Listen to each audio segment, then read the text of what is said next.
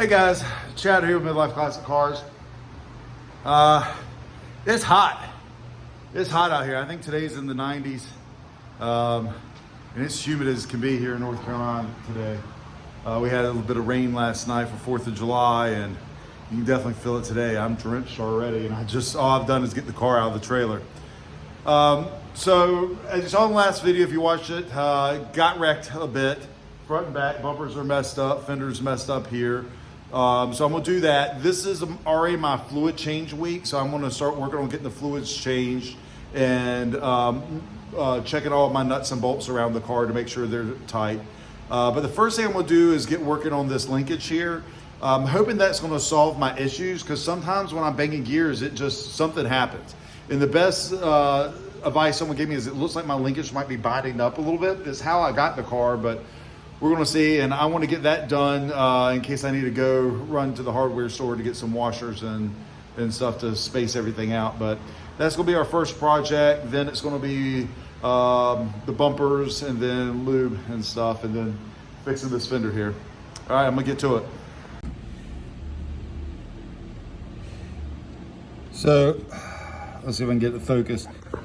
You can see here that there's a huge gap there when this bar is straight.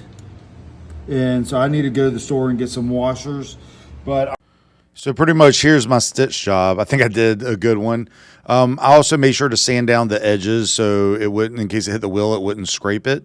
But yeah, this is just a simple stitch job. I've learned this from watching drift guys and watching them repair their cars a bunch. So luckily we got this done. I am going to get a new fender before I get the car wrapped. But in the meantime, to finish out the season, I think this is going to work. Hey guys, Chad here. It's another week of legend car racing at Charlotte for the summer shootout. So this is actually race day. Yesterday was practice day, and I don't really have any video of that because the car wouldn't run. Got the car home after last week after getting hit from the back, and was able to crank the car, drive it out of the trailer, no problem. Did a bunch of work, did fluid changes, got the car ready, and cranked it again in the warehouse, no problem. Brought the car back out here. It's getting close to my practice session, so crank the car just to warm it up, no problem. Then I get my suited up, get in the car, crank the car up, fires up, great, no problem. I don't even get 100 yards away from my pit and the car cuts out and won't run at all. And then it was just a panic. Like, we were doing everything we could to get it back going. I changed the solenoid. The battery was showing 14 at the post in the front and in the back, so we knew we had power.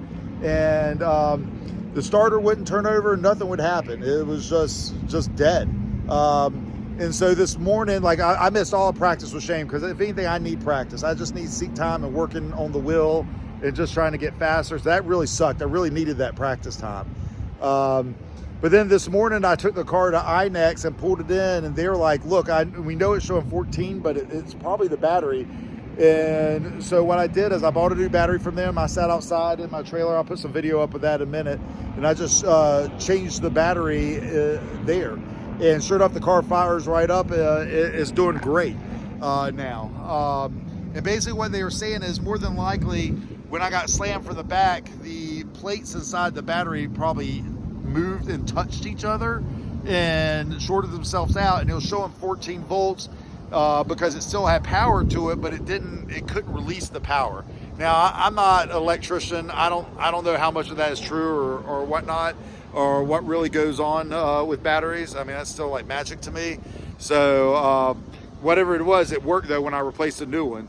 So we got a new battery in there. It's so nice having INEX right here in Charlotte. You can just run in there, grab parts. I got a battery, I got a new battery tray, got some cables and stuff, and everyone there, man, everyone at INEX is super awesome.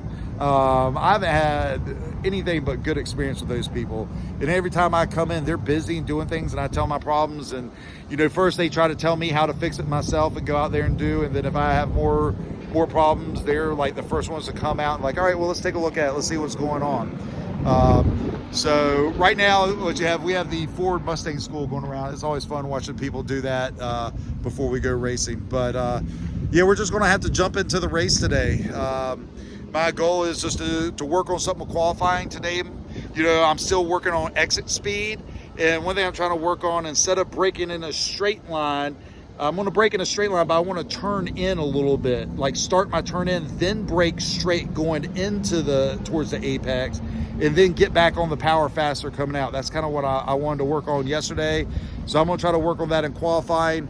Also for qualifying today, I'm not going to go out so fast, just so I can have a bit of a gap between me and whoever's in front of me, because last time I had a slower car, I had to get around for qualifying. It is what it is, but I learned from it. So that's one thing I like about this. Every week I'm learning something new, and this one is like, don't get on someone's ass before you go out and qualify, or you're going to have to get around them. So we're going to get to it, and hopefully we have a good weekend.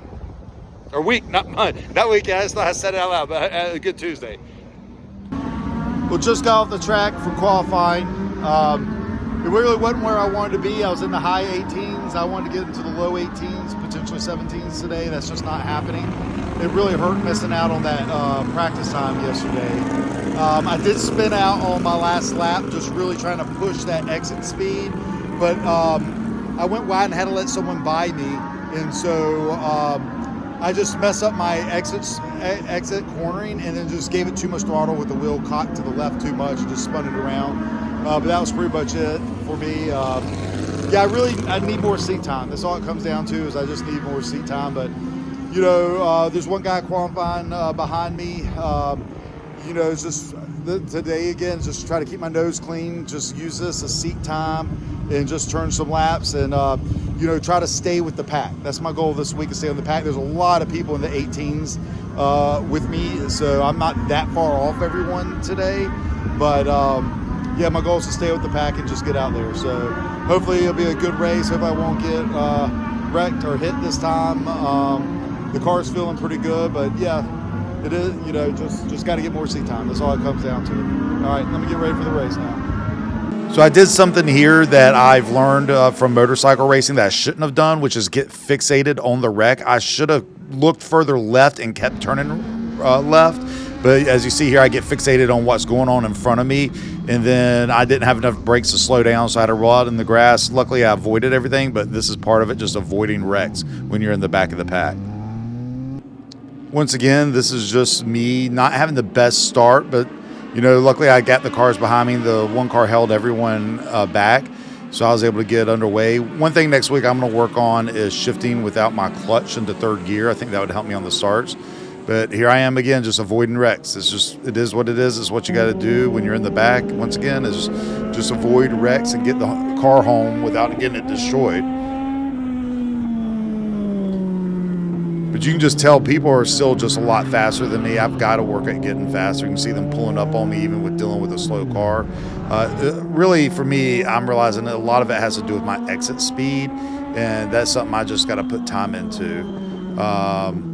But here I'm racing some people. Like, this was a good one for me. I had some people on my inside. Instead of just letting them by and holding them up, I try to race on the outside of them. Just practice doing that, just having cars on my inside, on me being on the outside.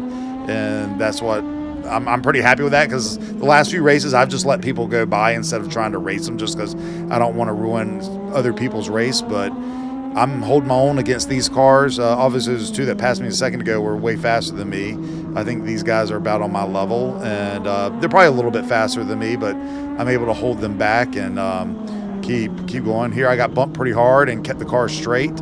I was really happy about that, like, you know, to finally get hit and not spin out and get used to getting hit. You know, that's the thing in this series of racing, is you got to get used to people bumping into the back of you. This is me just not having another restart that's that good. You know, I should have been up on the car a lot more.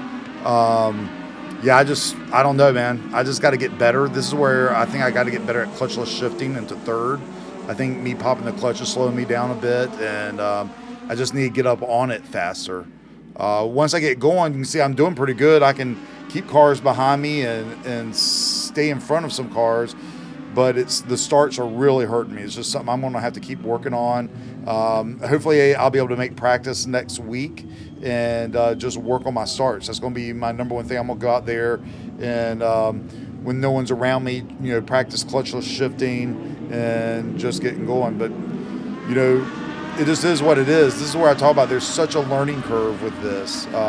Once again, here's another restart with me just bogging down and not being fast enough. But like I said, once I get going, I'm fine. So we just got to work on that. That's just a big thing for next week. We're just going to keep working on it and keep avoiding wrecks. But I can tell every single week I'm getting faster. Every single week I'm getting faster. I'm getting in there more. This is that guy bumping me again and getting used to being bumped. You know, like before someone bumped me, I would just panic, like, oh my God, what's going on? Like, do I need to get out of the way? And now it's like, oh, dude, that's just part of it. And then racing side by side with people, just trying to get used to having people, you know, on my inside or on my outside going through turns. It's so much to learn. But I love it. I've really loved learning. I've really loved talking to people. I've made a lot of new friends that have given me some great advice.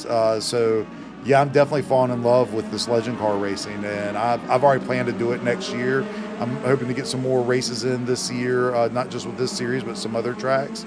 But yeah, my whole goal is just to continue getting better.